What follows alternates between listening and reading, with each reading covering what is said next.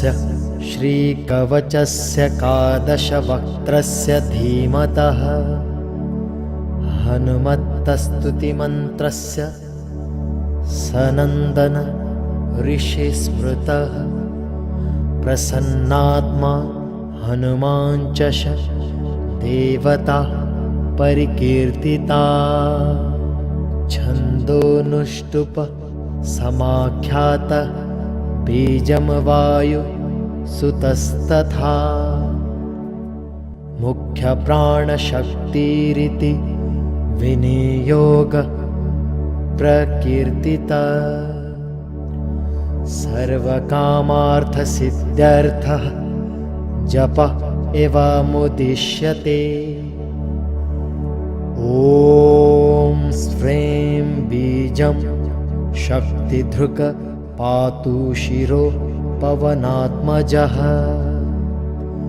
कौं बीजात्मा नयनः पातु मां वानरेश्वरम् क्षः बीजरूपा कर्णे मे शीताशोक विनाशन ग्लौ बीजवाच्यो नाशां मे लक्ष्मण प्राणदायका वं बीजकीर्तितः पातु बाहु मे चाञ्जनीसुत ह्रां बीजो राक्षन्द्रस्य दर्पः पातु चोदरम् रसौ बीजमयो मध्यपातु लङ्का विदाहकम् ह्रौं बीजधरः पातु गहं देवेन्द्रवन्दितः रं बीजात्मा सदा पातु चोरवान्धिर्गलङ्घनम् सुग्रीवसचिव पातु जानूनि मे मनोजवम् पादौ पादतले पातु द्रोणाचलधरो हरिम् आपादमस्तं पातु समदूतो महाबलम् पूर्वे वानरवक्त्रो मामाग्नेयाय क्षत्रियान्तकृत दक्षिणे नारसिंहस्तु नैऋत्यां गणनायका वारुण्यां दिशि मामत्या खगवक्त्रो हरीश्वरम् वायव्वाम भैरवमुख कौवैर्या पातु माम सदा क्रोडास्य पातु माम नित्यमैशान्यः रुद्ररूपधृक् ऊर्ध्वहयानन पातु गृयाध सुमुरवस्तथा रामास्य पातु सर्वत्र सौम्यरूपा महाभुजम् इत्थमेवं रामदूतस्य कवचमं यः पठेत् सदा एकादश मुखस्यै तद्गोप्यं वै कीर्तितं मया रक्षोघ्नः कामदं शोभयं सर्वसम्पदविधायकम् पुत्रदं धनदं चोग्रशत्रुसङ्घविमर्दनम् स्वर्गापवर्गदं दिव्यं चिन्तितार्थप्रदं शुभम् एकत्वचं ज्ञात्वा मन्त्रसिद्धिर्न जायते। ॐ अगस्त्य सारसंहितायाः मेकादशमुख हनुमत्कवचं सम्पूर्णम्।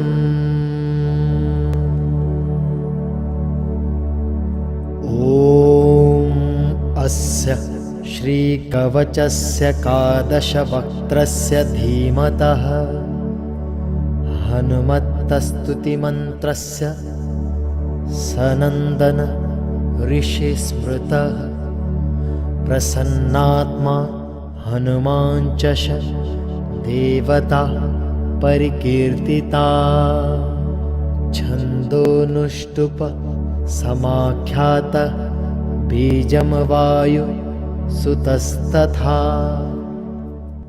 मुख्यप्राणशक्तिरिति विनियोग प्रकीर्तितः सर्वकामार्थसिद्ध्यर्थः जपः एवमुद्दिश्यते। ॐ स्फ्रें बीजं शक्तिधृक् पातु शिरो पवनात्मजः कौं बीजात्मा नयनः पातु मां वानरेश्वरम् क्षः बीजरूपा कर्णै मे शीताशोक विनाशन ग्लौः बीजवाच्यो नाशां मे लक्ष्मण प्राणदायका वं बीजकीर्तितः पातु बाहु मे चाञ्जनीसुत ह्रां बीजो राक्षन्द्रस्य दर्पः पातु चोदरम् रसौ बीजमयो मध्यपातु लङ्का विदाहकम् ह्रौं बीजधरः पातु गहं देवेन्द्रवन्दितः रं बीजात्मा सदा पातु चोरवान्धिर्गलङ्घनम् सुग्रीवसचिव पातु जानूनि मे मनोजवम् पादौ पादतले पातु द्रोणाचलधरो हरिम् आपादमस्तं पातु समदूतो महाबलम् पूर्वे वानरवक्त्रो मामाग्नेयाय क्षत्रियान्तकृत दक्षिणे नारसिंहस्तु नैऋत्यां गणनायका वारुण्यां दिशि मामत्या खगवक्त्रो हरीश्वरम् वायव्वामः भैरवमुख कौवैर्या पातु माम सदा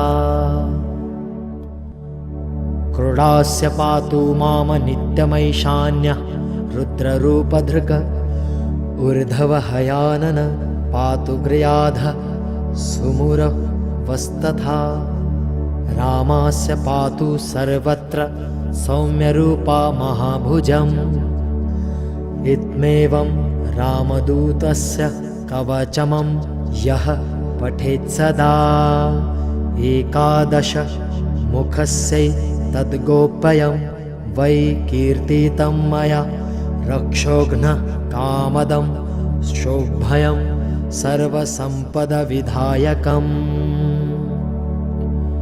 पुत्रदं धनदं चोग्रशत्रुसङ्घविमर्दनम् स्वर्गापवर्गदं दिव्यं चिन्तितार्थप्रदं शुभम् एकत्वचं ज्ञात्वा मन्त्रसिद्धिर्न जायते। ॐ अगस्त्य सारसंहितायाः मेकादशमुख हनुमत्कवचं सम्पूर्णम्।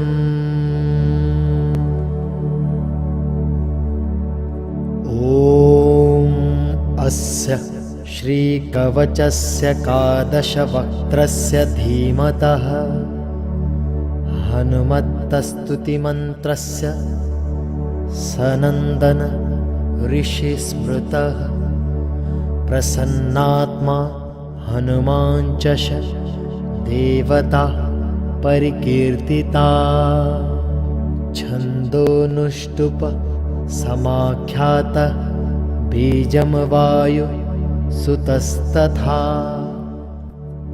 मुख्यप्राणशक्तिरिति विनियोग प्रकीर्तितः सर्वकामार्थसिद्ध्यर्थः जपः एवमुद्दिश्यते। ॐ ॐ स्फ्रें बीजं शक्तिधृक् पातु शिरो पवनात्मजः। कौं बीजात्मा नयनः पातु मां वानरेश्वरम्। क्षः बीजरूपा कर्णै मे शीताशोक विनाशन। ग्लौः बीजवाच्यो नाशां मे लक्ष्मण प्राणदायका। वं बीजकीर्तितः पातु बाहु मे चाञ्जनीसुत। ह्रां बीजो राक्षन्द्रस्य दर्पः पातु चोदरम्। रसौ बीजमयो मध्यपातु लङ्का विदाहकम्। ह्रौं बीजधरः पातु गहं देवेन्द्रवन्दित। रं बीजात्मा सदा पातु चोरवान्धिर्गलङ्घन। सुग्रीवसचिव पातु जानूनि मे मनोजवम्। पादौ पादतले पातु द्रोणाचलधरो हरिम्। आपादमस्तं पातु समदूतो महाबलम्। पूर्वे वानरवक्त्रो मामाग्नेयाय क्षत्रियान्तकृत। दक्षिणे नारसिंहस्तु नैऋत्यां गणनायका।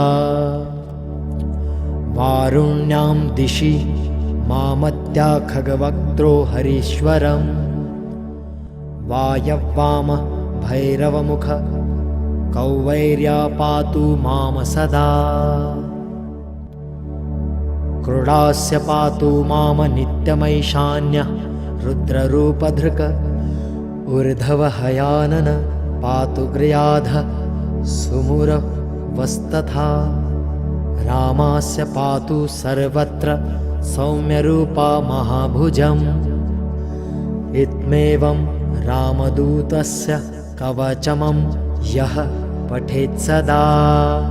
11 मुखस्यैतद्गोप्यं वै कीर्तितं मया। रक्षोघ्नः कामदं शोभयं सर्वसम्पदविधायकम्। पुत्रदं धनदं चोग्रशत्रुसङ्घविमर्दनम्। स्वर्गापवर्गदं दिव्यं चिन्तितार्थप्रदं शुभम्। एकत्वचं ज्ञात्वा मन्त्रसिद्धिर्न जायते।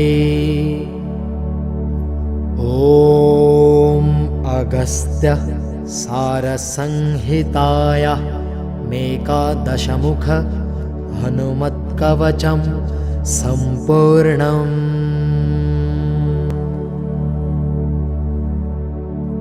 ॐ अस्य श्रीकवचस्य एकादशवक्त्रस्य धीमतः हनुमत्तस्तुतिमन्त्रस्य सनन्दन ऋषिस्मृतः।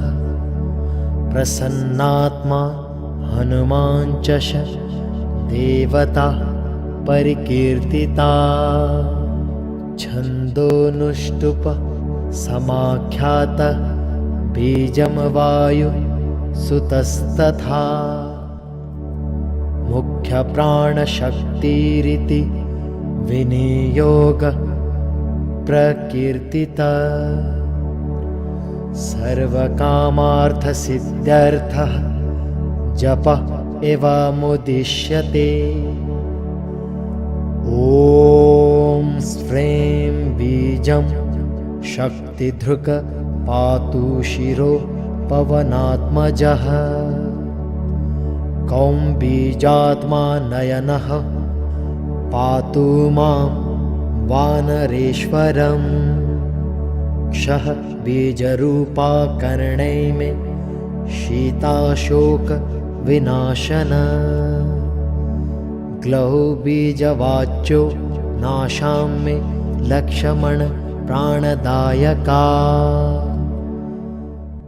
वं बीजकीर्तितः पातु बाहु मे चाञ्जनीसुत।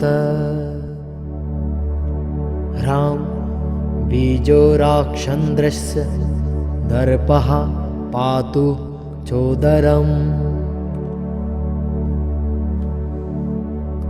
रसौ बीजमयो मध्यपातु लङ्का विदाहकम्। ह्रौं बीजधरः पातु गहं देवेन्द्रवन्दित। रं बीजात्मा सदा पातु चोरवान्धिर्गलङ्घनम्। सुग्रीवसचिव पातु जानूनि मे मनोजवम्। पादौ पादतले पातु द्रोणाचलधरो हरिम्। आपादमस्तं पातु समदूतो महाबलम्। पूर्वे वानरवक्त्रो मामाग्नेयाय क्षत्रियान्तकृत। दक्षिणे नारसिंहस्तु नैऋत्यां गणनायका। वारुण्यां दिशि मामत्या खगवक्त्रो हरीश्वरम्। वायव्वाम भैरवमुख कौवैर्या पातु माम सदा। क्रोडास्य पातु माम नित्यमैशान्यः रुद्ररूपधृक। ऊर्ध्वहयानन पातु गृयाध सुमुरवस्तथा।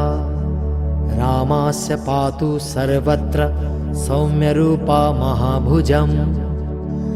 इत्थमेवं रामदूतस्य कवचमं यः पठेत् सदा। 11 मुखस्यैतद्गोप्यं वै कीर्तितं मया। रक्षोघ्नः कामदं शोभयं सर्वसम्पदविधायकम्। पुत्रदं धनदं चोग्रशत्रुसङ्घविमर्दनम्। स्वर्गापवर्गदं दिव्यं चिन्तितार्थप्रदं शुभम्।